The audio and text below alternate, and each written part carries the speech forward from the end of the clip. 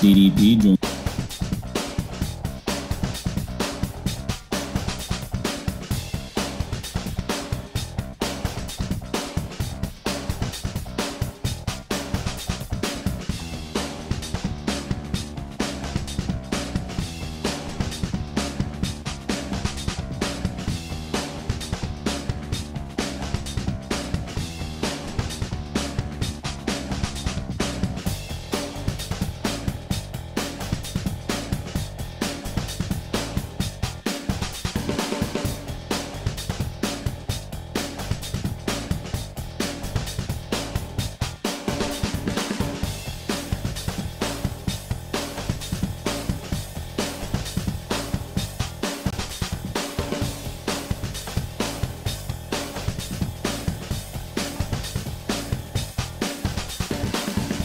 Mic check 2 1 2, bitch.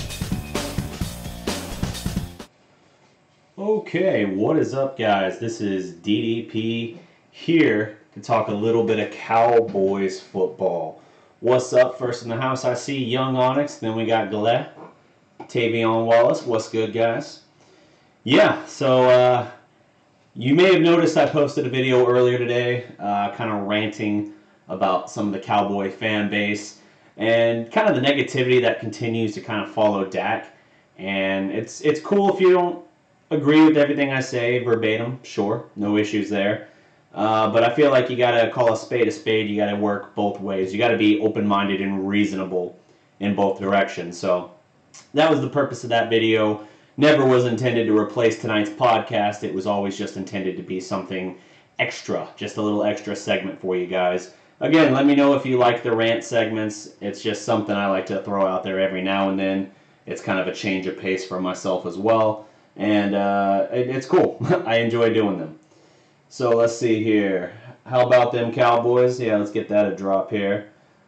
How about them Cowboys? Yeah! There we are. Yes, sir. Let's see. Young Onyx was at the game. Season tickets. Very nice. First playoff game. I'm 15. Never been in an atmosphere like that before. Place was shaking. Towels going crazy. That's good, too, because for the longest time in the new stadium, we have not had a real home field advantage. So for this to be a team that's had really a lot of questions surrounding it regarding how good this team is, how far it might be able to go, for them to have that kind of a home crowd, and it helps being 7-1 at home, but that's really good. And it was noticeable even watching the game on TV just how into it the crowd was, and it felt like a true home field advantage, which is awesome. I mean, when you spend $1.25 billion on a stadium, you better be able to get a home field advantage out of it. And historically, they've not done that, but it looks like that might be turning a corner finally. Dim Boys 27, what's good? What's up, Brett Bender? Yeah, man, so let's talk a little bit about the Cowboys' 24-22 playoff win. That's right, a playoff win against the Seattle Seahawks. Now, if you watched my show Thursday night, you saw that I wasn't far off on my prediction. I said Dallas would take the W. I had 26-21. That got a little bit messy there in the middle when Seattle lost their kicker for the game. That's what happens when you run out a 40-something-year-old Gostkowski and Sebastian, and just totally before half trying to get I think it was like a 58-yarder. It was a long field goal Seattle was trying for. Pulls his hamstring. He's out for the game. At halftime, they send out their punter to attempt a chip shot field goal, and he manages to hook it about 47 yards to the left. And after that, it became clear to Seattle, okay, we don't have a kicker. We're going to have to try and come back. Or really in that game at that point, I think Seattle had the lead. But for the least part, they were going to have to survive without a kicker. Dim Boys. Mike Fisher said Dak shouldn't be a grown-ass man all the time on 105.3, which is true. Shouldn't be? He was saying he shouldn't be one, or that he should be one? We need to get more out of our offense. I agree on that note. By no means am I saying, hey, everything was perfect, no issues, no complaints with this team. We have plenty to work on after that game. But the beautiful part about it is push came to shove, this team still got the job done. Now, the opening drive was a great opening drive for Dallas. They get all the way in deep into Seattle territory, into the 20, into the red zone, and then the drive stalls. Now, I'm going to be fair about this here. Fair towards the play calling and towards Dak. Amari Cooper on 3rd and 10 made a very bad read on a screen. Big Game James posted the highlight of it. He tried to follow towards the sideline, got completely stacked up at the line. If you watch the play back, if he goes inside, he's got Tyron Smith right there, as well as like a convoy of 2 or 3 other guys. But he tried to cut outside and got just stonewalled. If he had cut inside, I think Amari Cooper on that first possession walks in for the touchdown. As is, Dallas gets 3. Seattle then eventually tacks on its own field goal. Obviously, this is before the injury for their kicker. And it was just a back-and-forth affair. Now, the obvious shocking thing that happened in the first quarter, and I believe it's on the Cowboys, if not their second drive, certainly their third drive, the Allen Hurns injury. Man, oh man, that was absolutely horrific. I have not seen a player on one of my teams that I follow closely, speaking of which I'm talking basketball, football, college, pro, whatever. Even casual fandoms like my casual fandom towards the Texas Rangers or Dallas Stars. I've never seen a guy on one of my teams suffer that gruesome of an injury. That was chilling. Like, there's not another word for it. That was an absolute chilling injury that Allen Hurns suffered in the game. I feel there's mixed feelings about whether or not it was a dirty tackle. It's not a horse collar. By the rules, it's not an illegal tackle. But you definitely had guys like you had Hall of Famer Tim Brown calling it out after the game, saying that not only was that a dirty tackle, but they tried it twice else in the game in the first half, and that came on Cole Beasley on that opening drive. He is now dealing with a sprained ankle. He continued to play, but he's had it since swell up. He is questionable, as I understand it right now, for Saturday when they play Saturday night against, and we'll get into this in a moment, the divisional round. But so that's a red flag. Hurns then has the horrific ankle injury. He dislocates the ankle, and as it's dislocating, multiple fractures suffer. Needless to say, he's done for the year. Although all early indications say that as long as he doesn't have a setback in recovery and nothing crazy like an infection or something, like an example of that would be Alex Smith recently, the Redskins quarterback. He had his own horrific leg break earlier this year, and in his case, he has suffered now a leg infection that I don't recall if it required a second surgery, but now they're actually saying his NFL career as a whole might be in jeopardy. This again, Alex Smith, not Hurns. So assuming Hurns doesn't have a similar setback, he should, all indications suggest, be ready for training camp in August, which is actually kind of amazing when you think about it. And Jason Garrett reassured him. I'll tell you this, too. Of all the issues I have with Jason Garrett, I can't question the respect that he has for his players have for him. And man, he held, if you saw the photo, or not the photo, but the video of when they're close up on Allen Hurns and Garrett, and Hurns is squeezing really hard on Garrett's hand. It's not just because it's like, Coach, I'm hurt, and the coach is checking on him. That's occurring while they're setting his ankle back. So his ankle was bent the wrong way. Dislocated, cracked, shattered, bent the wrong way. He's holding Garrett's hand, and Garrett is right there with him riding it out. So, I mean, huge respect to Garrett for that. There's no doubt that's part of why Garrett's teams have never quit on him. They see and they feel that he cares about them, that he believes in them. And so that's all the respect in the world for Garrett there on that stance. Again, I have other issues with Garrett, but from that stance, no complaints out of me. Hurns, according to Garrett, will have his roster spot next year too. He was one of those speculated salary cap cutbacks that could happen because of his disappointing production in his first year as a Cowboy. He signed a 2-year deal, if you recall, in the offseason. So that's good for him. You hope that he can have a good bounce back from this, that his career isn't cut short by this. But yeah, it was gruesome. The close-up slow-mo replay, you only show that thing once, man. Like when I first saw him laying on the turf, I didn't immediately see the ankle. I was like, wow, man, he's really banging on the turf. He must be. And then I saw it, and I was like, oh God! It was just gruesome, man. And my friend, he didn't see it initially either. And so then they start showing the replay. He's like, oh, he just got rolled up on like the other guy there. And then even he reacts like, oh God! Yeah, that was brutal, man. All the best in our thoughts for sure. Thoughts, prayers, all that for Alan Hurns. I do believe he'll be able to bounce back, but man, that was scary stuff, man. The drive goes on a little bit longer, but ultimately stalls. Dallas had several drives stall until the end of the first half.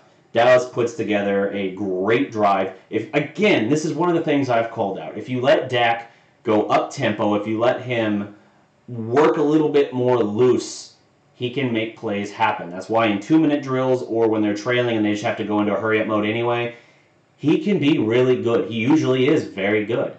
That touchdown drive he orchestrates before the half, connecting with Michael Gallup, I want to say, I can't remember the distance of the pass it was, but it was like a 7-yard touchdown pass on a fade to Michael Gallup right before the half. Beautiful. Perfect. Loved it. Not a complaint in the world on that drive. Dallas goes into the half with a lead. And like I said, you then get before halftime actually gets here, you have the Seahawks try and get their quick field goal in to cut the deficit, and they injure their kicker in the process. And that had a big impact on the game. So third quarter, here's the thing. Let me I'm DDP, so let me roll in some stats here. Got this one from Bob Sturm of 1310 The Ticket, also a writer for The Athletic. Great stat. In the last 3 matchups with the Seattle Seahawks over the last 13 months, the Dallas defensive line, or you just can say the Dallas defense as a whole, has held the Seahawks to 2.8 yards a carry. Seattle entered this game as the #1 rushing offense in the league with the 5th rated rusher in Carson. Carson ended with 13 carries for 20 yards. The high yardage man for the game for Seattle, Penny, 29 yards. It was utter domination. Dallas made Seattle more one-dimensional. Now, in week 3, Seattle just stuck with it and stuck with it and stuck with it, and it changed the complexion of that game. Eventually, Dallas started to break down defensively a little bit, and Carson started to burn them in week 3. That didn't happen this Saturday. Let me see. Seattle's total rushing count here. Penny had 4 for 29. So, yeah, we're looking at less than 30 carries for Seattle, which when you consider they're talking about 4 different guys carrying the ball, all of which have at least 3 carries. That's not bad. That's not bad. Now, Russell Wilson does get in for a touchdown in the third quarter, a 7-yard carry for a touchdown. RPO, Tank Loris bites bad on it, and he walks in for the touchdown. We go into the fourth quarter, Dallas trailing 17-14. And Dallas could have panicked in this case. Dak could have panicked. Instead, Dallas almost feels like a heavyweight boxer implementing the rope-a-dope style. Because Zeke crushed it on the ground for the Cowboys. Just as he had 17 carries for 127 yards for 7.9 a carry in Seattle, Zeke goes 26 for 137, 5.3 a carry, gets a touchdown, had a long of 44 along the sideline, and it kept Seattle on their heels. They never were able to really control the game they wanted. Seattle has 2 very good big men in the middle that make life difficult for quarterbacks. They sacked Dak, I think, 3 or 5 times. 5 times, I want to say, in week 3. They got him once on Saturday. And hey, all the credit in the world to the Cowboys' offensive line. All the credit to Connor Williams. He had a couple rough moments, but you know what? It is what it is, man. Dallas, Joe Looney, Lyle Collins, and Zach Martin, the 3 of them combined allowed 0 pressures in the game. That's phenomenal.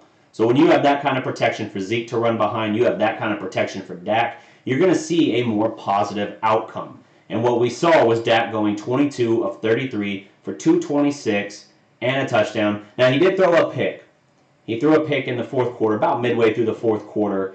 And the pass, I'll say it now, if you didn't already watch my video to hear me rant about this earlier today, the pass is behind Noah Brown. It's on the back shoulder as Brown is moving toward the pylon away from the ball. And it kind of slides up off his shoulder pad, and KJ Wright makes a phenomenal interception in the end zone. But let's not forget, KJ Wright should have been flagged for pass interference on the play. He clearly gets there before the ball. I think the only reason the ball squirts away from Brown, other than the fact that it's a little behind him, is because KJ Wright gets there and bumps him before he does. So that takes away at least 3, if not 7 points for Dallas. And defense gets the ball right back. Seattle has a couple stupid penalties, namely a personal foul for unnecessary roughness, kind of blindsiding Jalen Smith in the back. That was DJ Fluker, I want to say, their guard. And that was a huge turning point because Seattle has to give the ball right back, and Dallas just keeps grinding. In the fourth quarter, say what you want about Dak Prescott, say what you want about the offense. In the fourth quarter, they controlled the game. They scored 10 points, 10 unanswered points, easily could have had another, again, 3 or 7 if they don't stop themselves and if a correct penalty is called on KJ Wright. And that's the game. I mean, they had it right there. Now, Dak then, let's talk about this. So the score on the play that gives them the 10th unanswered point. 3rd and 14 inside the Seattle 15, no, inside the Seattle 17, 3rd and 14. Dak drops back. It's a quarterback draw. Now, in this situation, this feels exactly like a conservative play call where it's just like, hey, just keep us lined up in the middle. If we have to settle for a field goal, we have to settle for a field goal. Dak made this the right call. Seattle was ready for this. They had Bobby Wagner, a phenomenal linebacker there.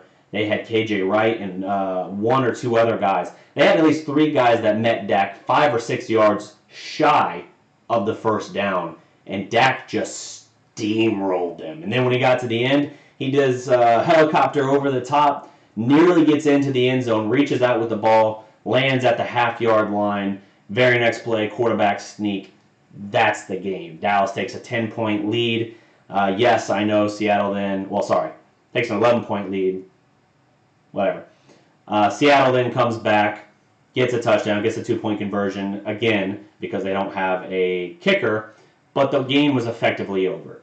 So here are some notes from my article today. By the way, I wrote an article today on the game titled Dak Prescott's Not Perfect, but He's Proven Himself More Than Capable. That was picked up by Bleacher Report, so you can check that out on Bleacher Report, the Bleacher Report app, the DallasProspect.com, or DallasSportsFanatic.com. It's in all 3 places. Check that out. But what I talk about in the article is how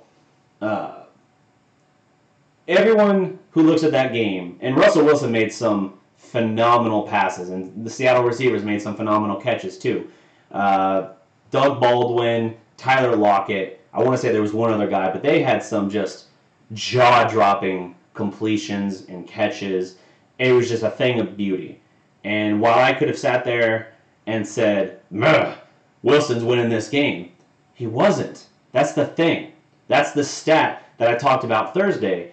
You have all these quarterbacks who last year, in a game in which a quarterback threw for 300 yards, the overall record was like 64, 66, and 1, or 2, something like that. The point is, it was a losing record for games in which a quarterback had 300 yards passing. But for games in which a running back had 100 yards rushing, it was overwhelmingly a winning record. And that's the Dallas formula.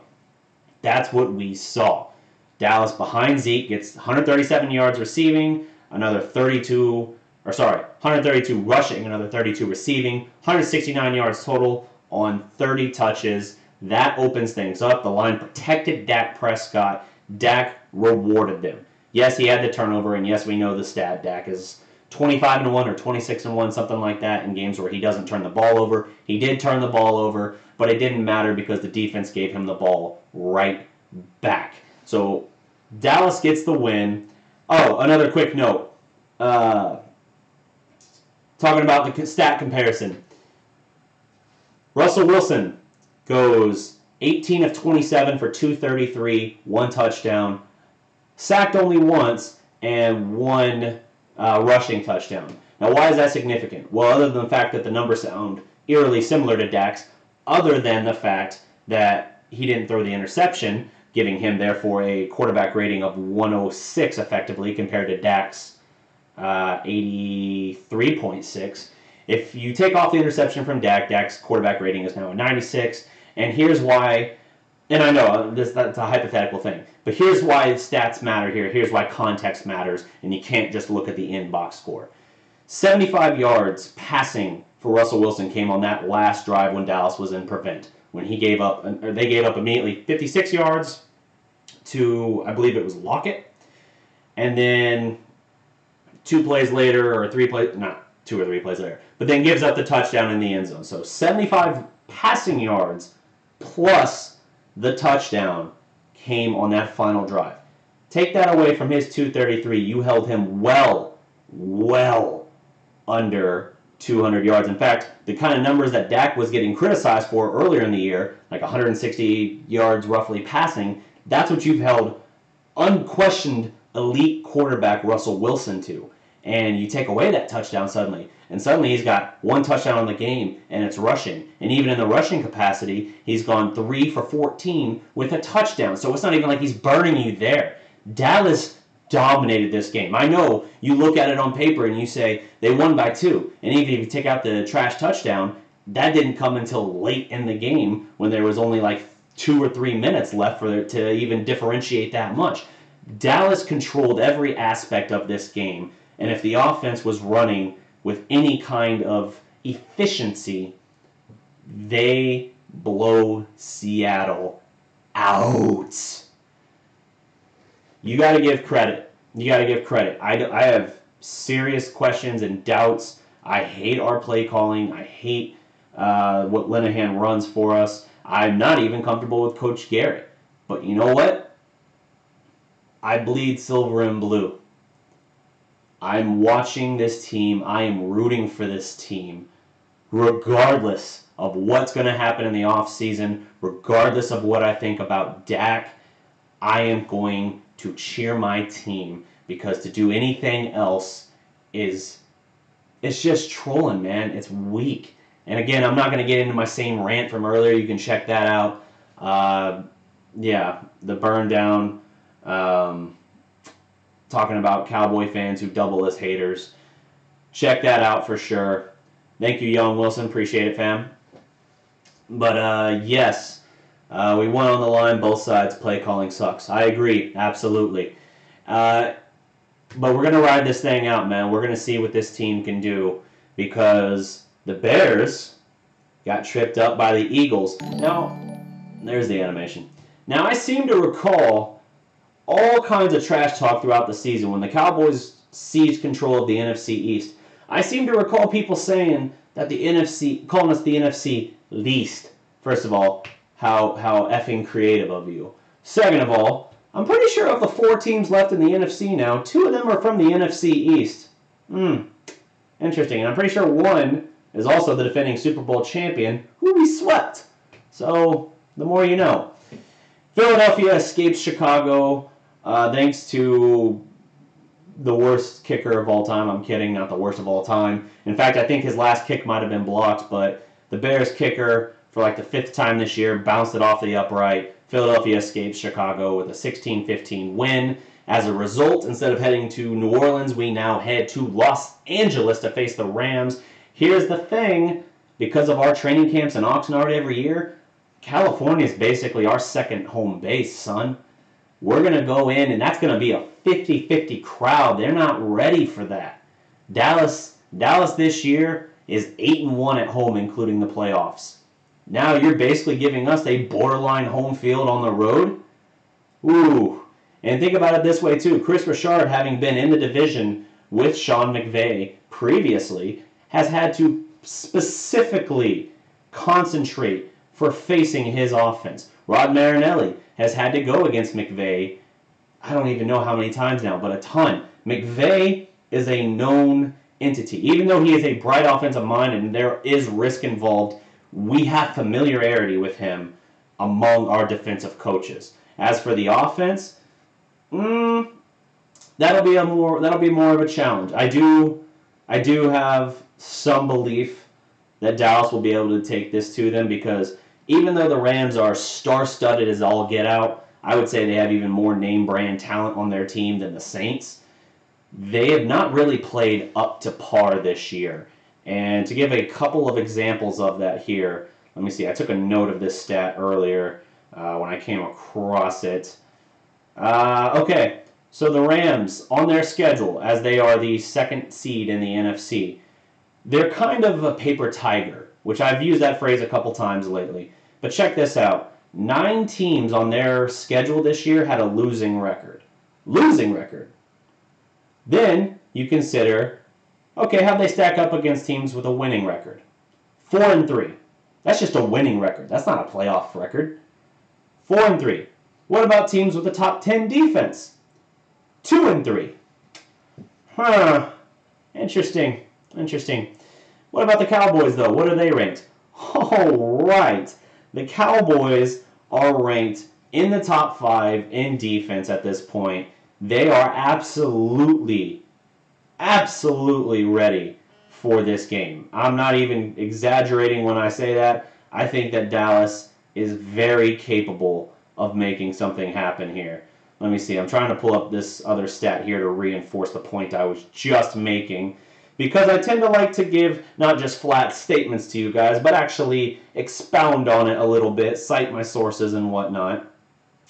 This was from NFL, the Twitter account of @NFL Research. Here it is here. The Cowboys' 2018 defense against top 5 scoring offenses. 16.5 points allowed per game, which is first in the NFL. 273 yards total per game allowed, first in the NFL. 151.5 pass yards per game allowed, first in the NFL.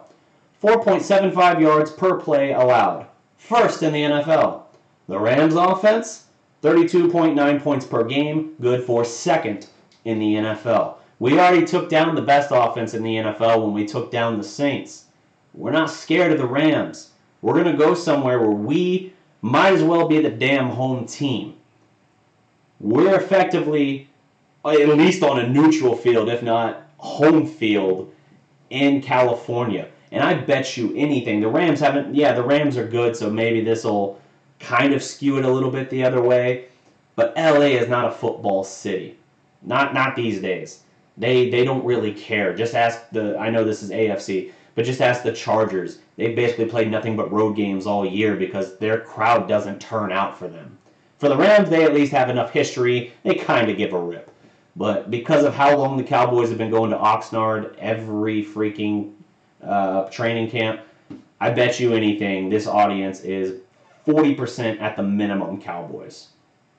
I really think that. And as a result, I think Dallas is right there. If you look at last year, Rams versus Cowboys, Cowboys should have won that game. That was a young Rams team that was emerging, and that was very early in the year. That game turned on a Ryan Switzer punt return fumble, rather a muff, and that's something to keep an eye on, because that was like a turning point for the Rams when people realized that they might be for real, and now we have a chance to kind of put them back in that place. And that feels pretty cool, I think. So, meanwhile, you're going to have the Saints and the Eagles facing off. They faced off earlier this year in New Orleans again, where this game will be played. And the Saints kicked the holy piss out of Philadelphia. Something like 45-7, and that 7 came in garbage time. I mean, it was brutal. Now, again, that was Wentz playing, not Foles. Foles, there's no doubt, his accomplishments in the postseason are almost dizzying, just trying to figure out how it even makes sense and how it's happening. Perfect quarterback married with the perfect system. Let them deal with their quarterback controversy later. In the meantime, we're going to roll with what we know and that is that we can go toe-to-toe with anybody, and that we've beaten Philadelphia's ass twice. So if we get past the Rams, and I'm not trying to put the cart before the horse, but if we get past the Rams, and if the Eagles manage to somehow escape New Orleans again, bro, we're ready. You got to come back to Dallas if that happens. We're ready. So we'll see what it shakes out. But, man, and again, later this week, I'm going to do a full preview on this Rams game. So I'm not trying to get too far out ahead. But because the Cowboys game was Saturday night, I was a little more brief in my talking points from the game, from the Seattle game. And as a result, I just kind of jumped into a mini kind of preview there. I don't know why I stuttered there. Mini. Other noteworthy tidbits here. Amari Cooper, 7 catches for 106 yards in that game. 60 yards in the fourth quarter between him and Dak Prescott. Again, as I talked about, Dak Prescott orchestrates 2 scoring drives. Effectively a third one. But it all came down to put up or shut up. Even as great as the defense had been, even as damn good as Zeke had been throughout the game, you can hate on Dak and you can question if he's a franchise guy, but push comes to shove, you've still got to deal with. You got to have a quarterback that can win for you. And Dak leads the NFL since he came in the league in 2016 with now 15 comebacks, fourth quarter comebacks, and I think he has 9 game-winning drives. So a comeback means he came back to at least tie the score or put the team ahead. They might not have won the game, but he at least tied it or put the team ahead. And game winners, obviously, the ones they held on to. So, hey, again, the 15 is the most since he came into the league. You can say what you want. You can call him a bus driver, but that's some pretty damn efficient bus driving. Let's see here. Shout out some of these comments here. Halftime show is pretty cool. Didn't see the halftime show. Van Jalen rocks. Yeah. So I got some notes on that too. Let me flash to that here. Some interesting tidbits I wanted to share with you guys. Some interesting snap counts in this game that kind of give you some insight into certain elements for the Cowboys and what they're thinking of guys. The most noteworthy one I'm going to hit you with right now. Blindside you with it. Sean Lee had 3 snaps in the game. 3. Van Der Esch had let me see, I think there were 55 snaps for the defense. Van Der Esch had 50. Yeah, had 50. DeMarcus Lawrence had 50. Jalen Smith, let me see. I don't see Jalen listed. I'm pretty sure Jalen played all the snaps. And then the offense got like 75 or 80 snaps.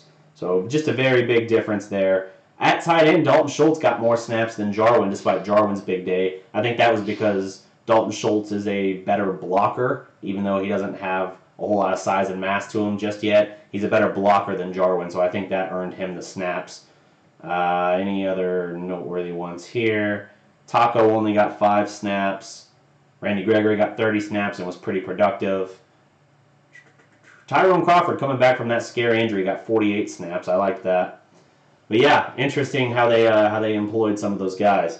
Sean Lee getting only 3 snaps is surprising, but at the same time, I think it's correct. I don't think you can take Van Der Esch off the field. Sean Lee just needs to be an insurance policy at this point.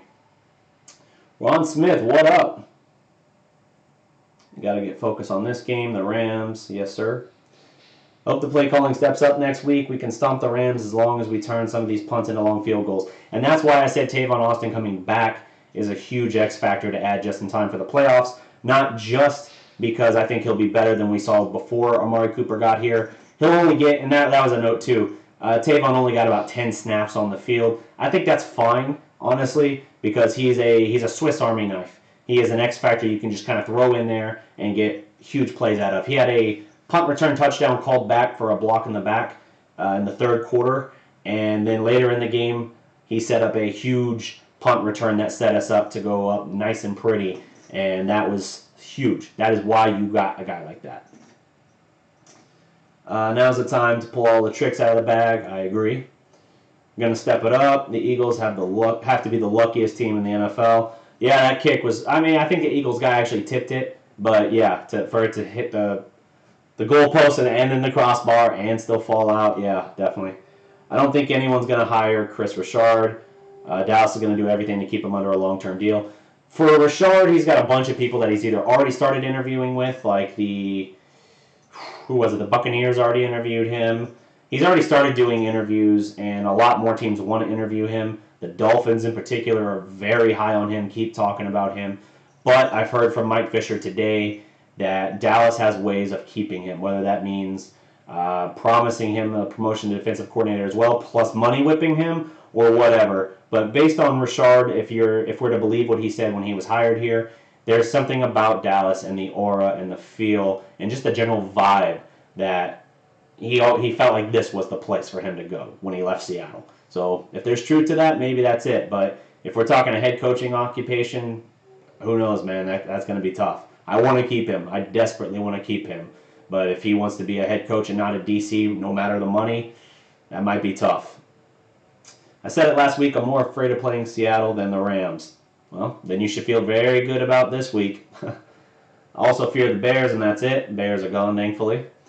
I do fear the Bears' defense, though. In fact, I saw they were, God, I can't remember the stat, otherwise I would love to quote it.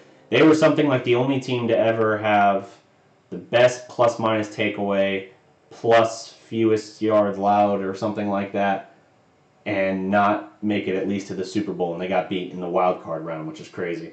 Again, that Philadelphia luck. Really, I think Nick Foles just sold his soul to the devil. I think that's all this is.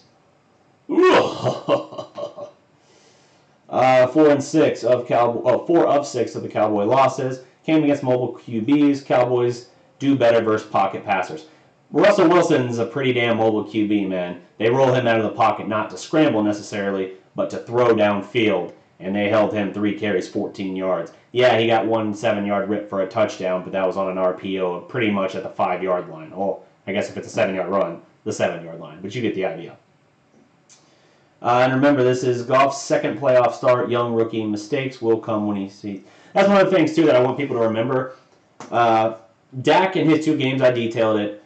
He's something like 46 of 71 passing in his 2 career playoff games. That's a 64.8% completion percentage. 4 touchdowns, 2 picks. And then on the ground, he adds another 8 carries for like 42 yards and a touchdown. Dak has been really rock solid. Now, I know a 2-to-1 ratio on touchdown and interceptions, not going to inspire a lot of confidence necessarily, but the rest of that is damn good. And you're talking about a guy with 2 starts. That's better than Tony's first 2 starts, certainly.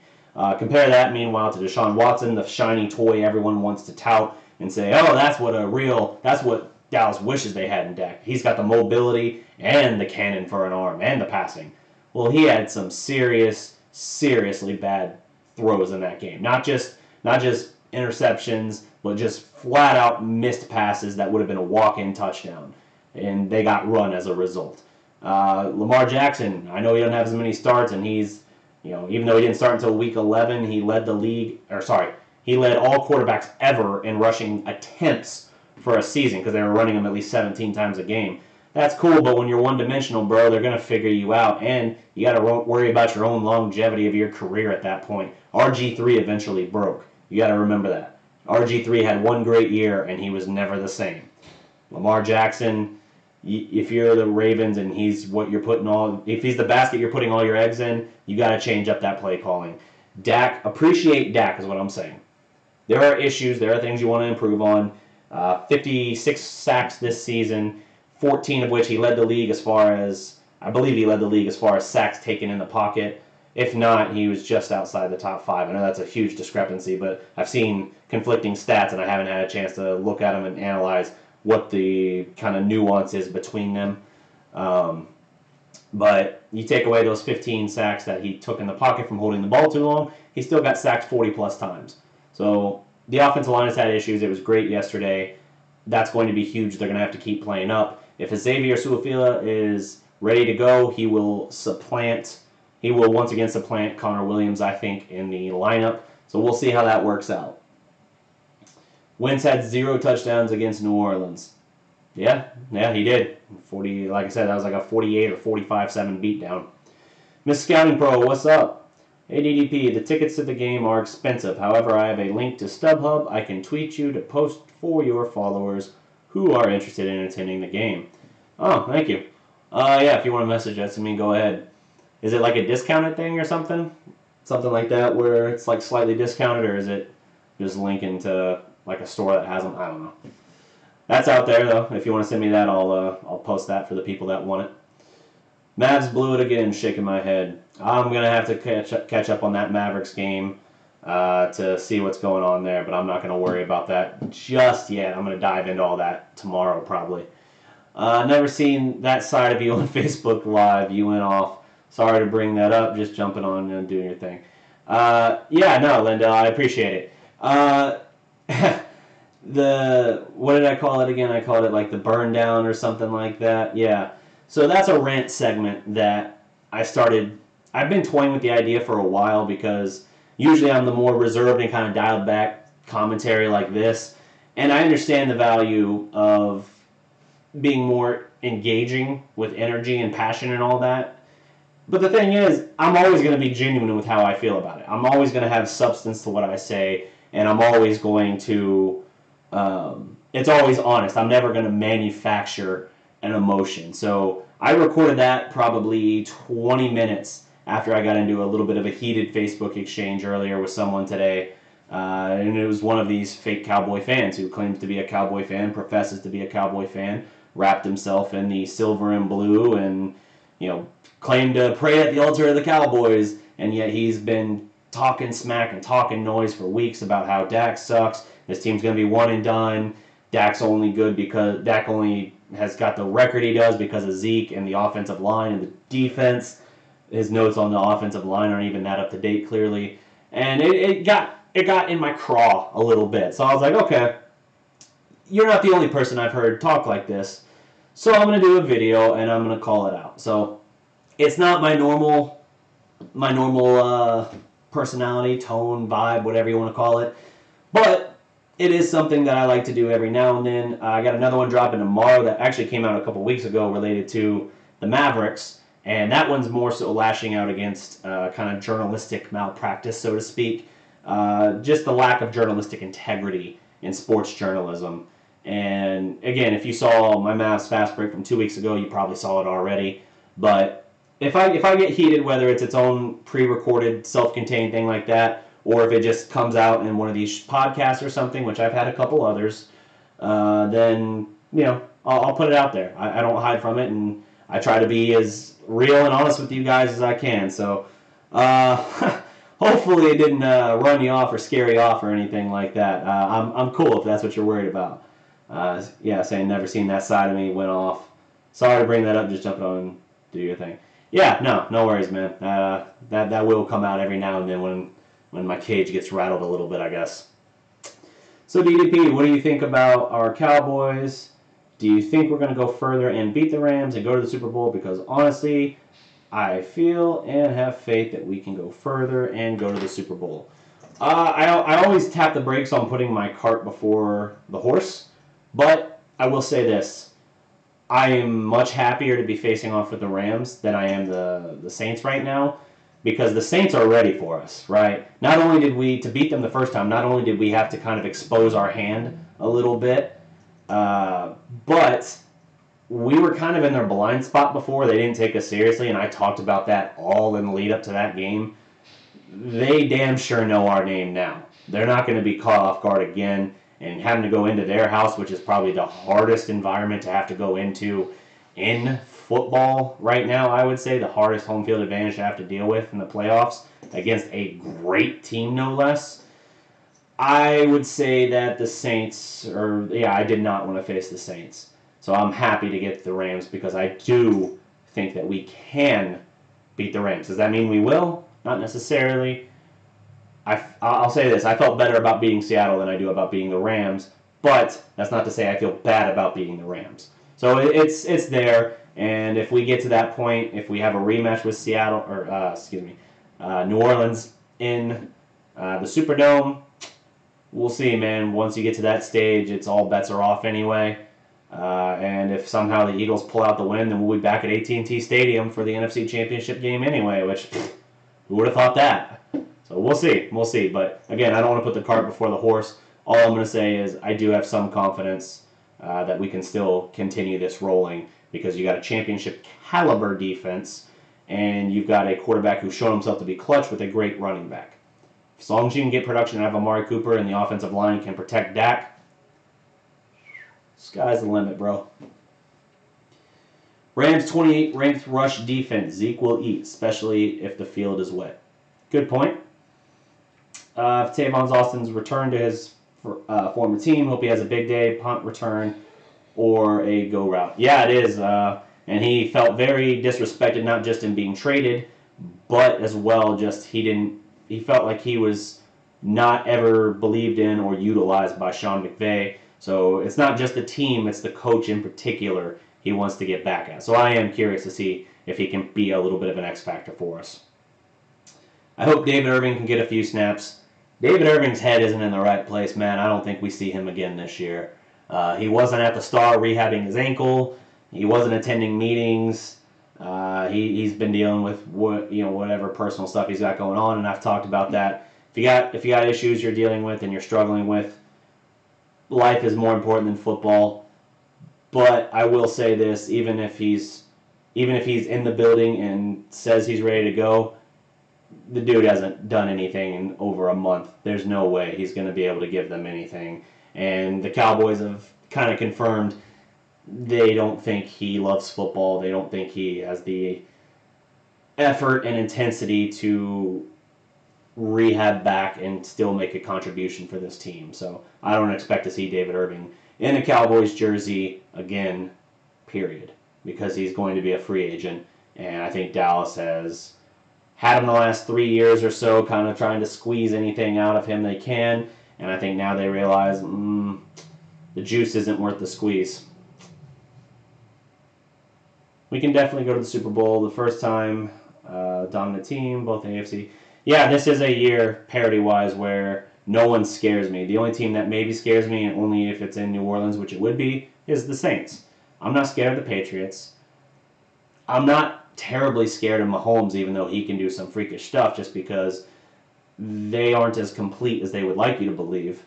They can score with the best of them, and if you get into a shootout, I don't have faith in this offense to win a shootout, but, well, I guess they did win one against the Giants, but you get my point. Historically, this season, the last couple of years, has not been the case. But, we'll see. There's no one that I look at and I just go, God, how are we going to beat that team?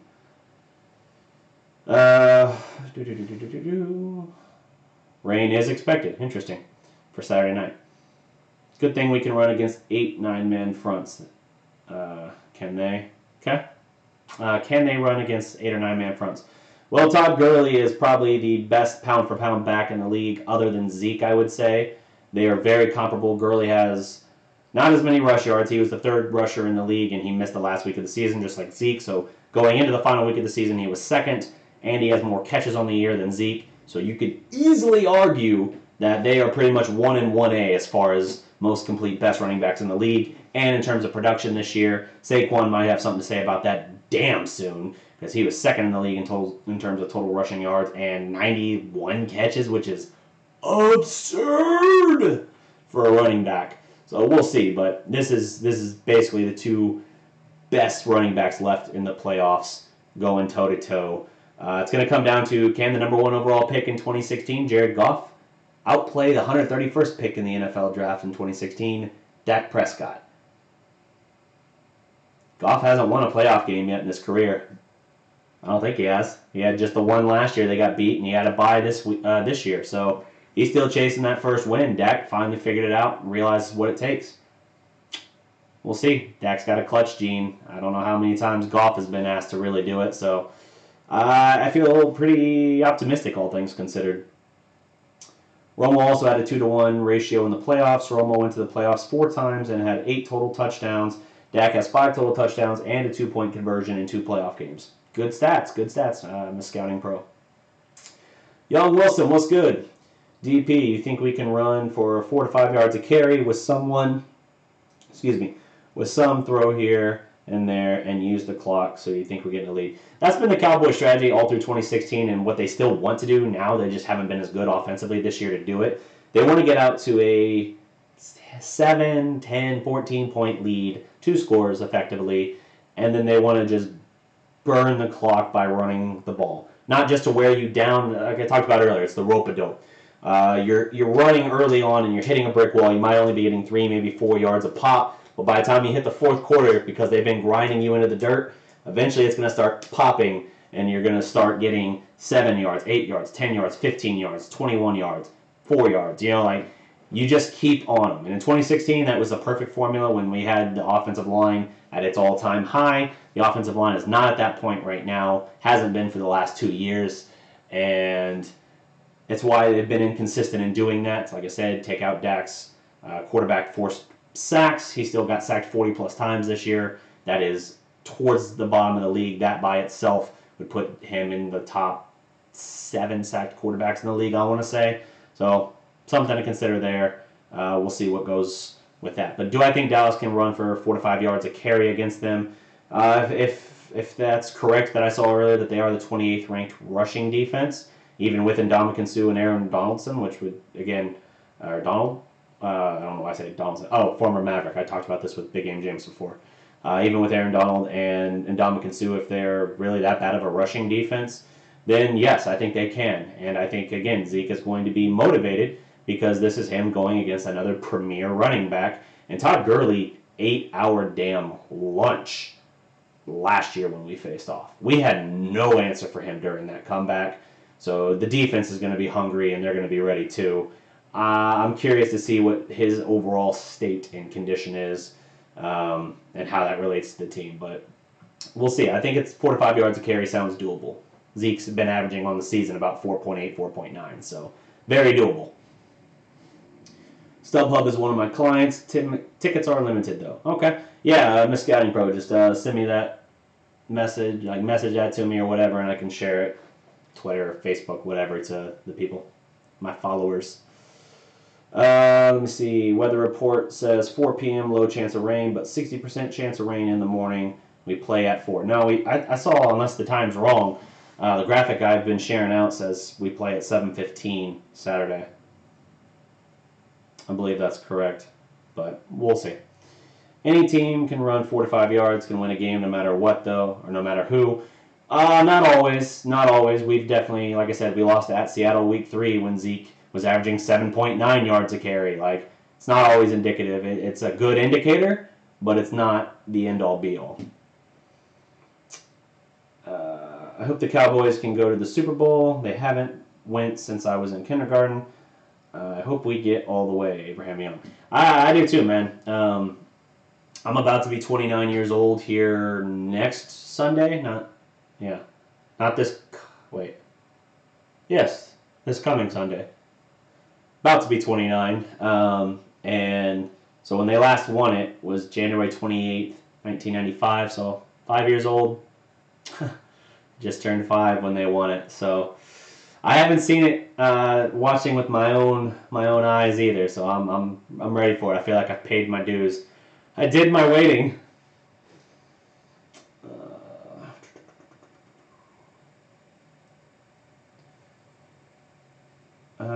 If you want to see David Irving hang out at Status, Citizen, or Trees, you won't find him in the NFL. Remember, nobody wanted him for $2.9 million.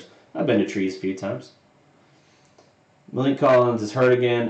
Yeah, Malik Collins is, when healthy, great. Problem is, the guy can't stay healthy. They're going to have to draft another defensive tackle, even though I love our rotation. Even though I like Malik when he's healthy, he has, because of health, just not been able to be a huge, consistent difference maker for us. But, you know what? He was part of a damn strong draft class. 2016, woo!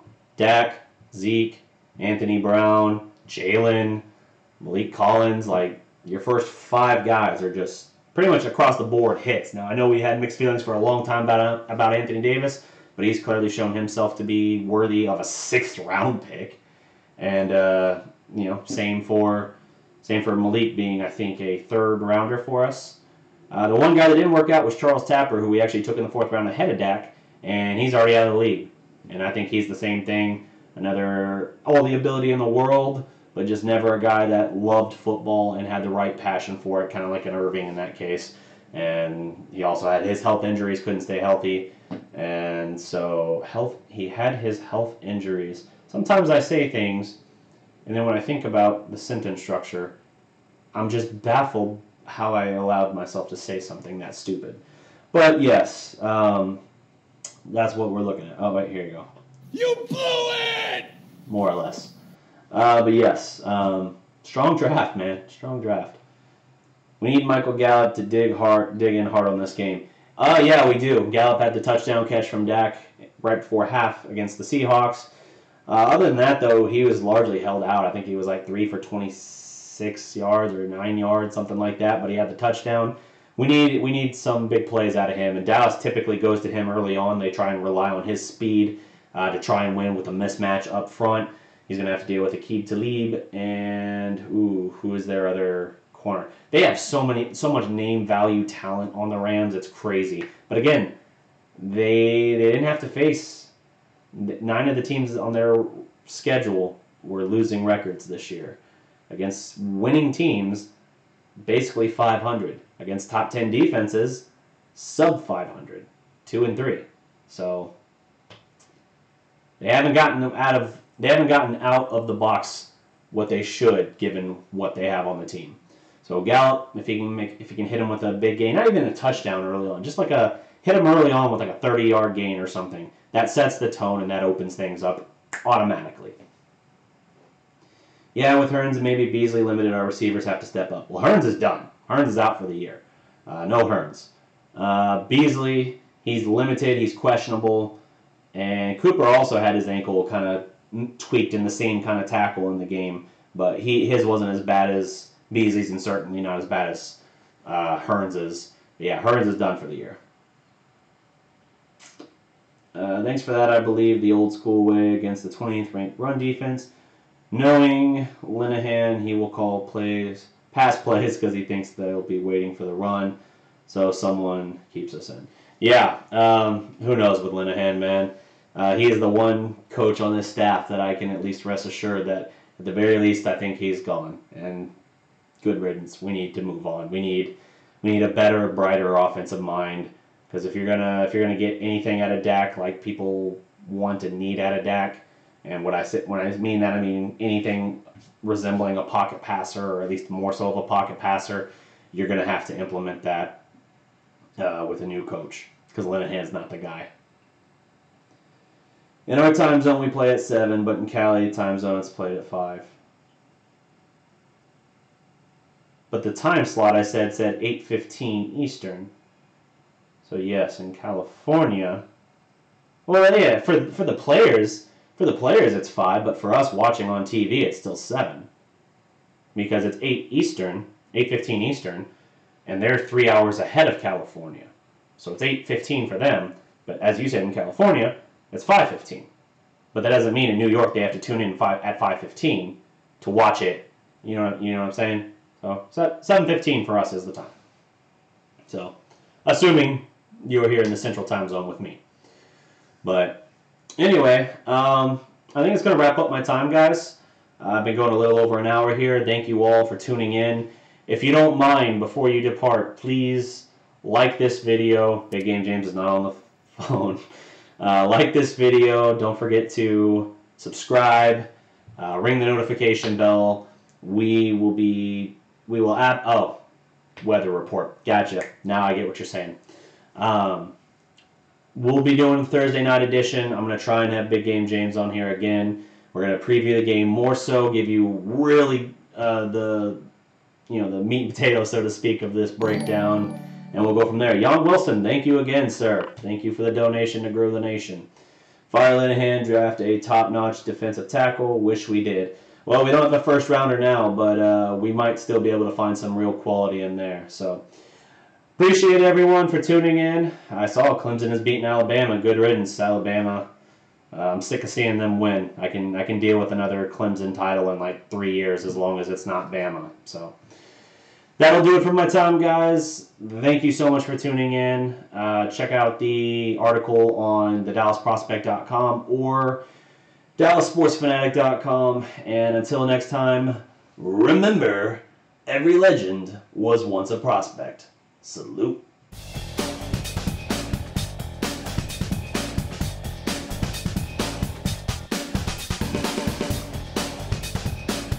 I want me some glory hole. I want me some glory hole.